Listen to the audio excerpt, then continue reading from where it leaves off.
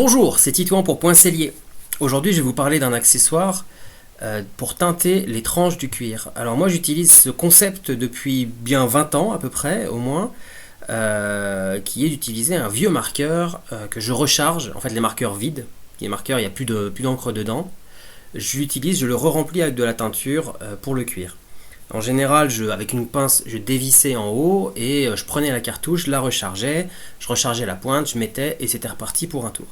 En général, je les recyclais plusieurs fois et c'est là quand la pointe commençait à user que je les dégageais.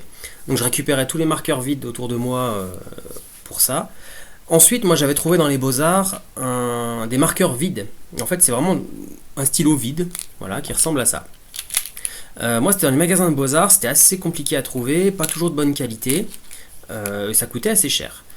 Maintenant, j'ai vu récemment chez Cuir Tissu qu'ils se mettaient à en vendre, donc on commence à le trouver sur internet. Celui-là, il vient pas de chez Cuir Tissu, il vient d'un autre endroit sur internet, mais voilà, concrètement, maintenant on a ça et c'est génial. Je tiens à le dire. Ça permet vraiment d'être précis.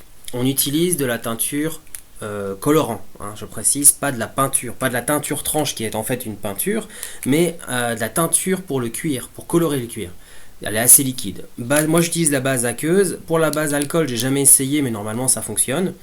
Donc il n'y a pas trop de soucis.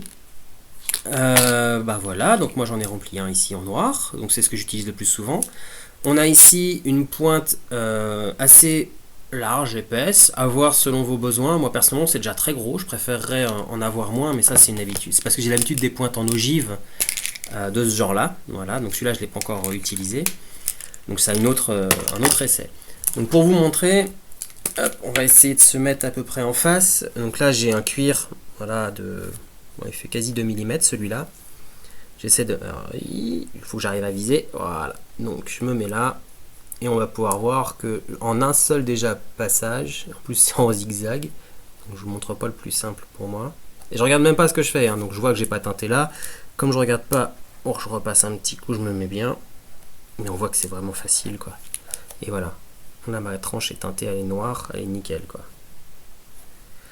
Ensuite, si on passe un coup d'abacar, par exemple ce bracelet-là, bon, je vais le faire en direct parce que sinon je vais pas y arriver sans regarder, donc pas non plus abuser. Voilà, donc je passe, sans déraper, bien sûr. Et après, je vais mettre, donc j'ai fait le côté, je vais mettre un petit coup au niveau de là où il y a eu l'abacar, côté chair. Il n'a pas été passé côté fleur, mais c'est le même concept. Et on peut voir que voilà, j'ai passé à l'intérieur, là où j'avais passé la bacar. C'est teinté, c'est propre, c'est facile en fait. On gagne beaucoup de temps et surtout beaucoup de précision. Moi, c'est pour ça que j'avais fait ce bricolage-là à l'origine, que j'utilisais des marqueurs. Moi, les sortes de coton-tige ou tous ces trucs, pinceau, j'en parle pas, c'est horrible.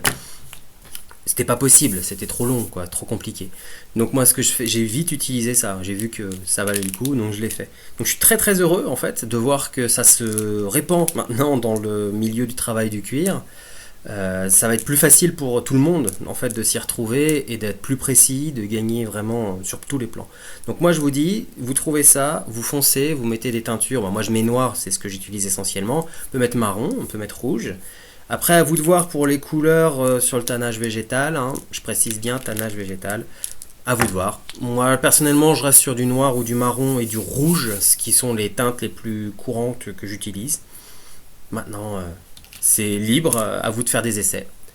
Marqueur vide, avec une petite bille dedans pour mélanger, c'est génial. Enfin, enfin on trouve ça facilement, merci. Allez, à tout bientôt, ciao.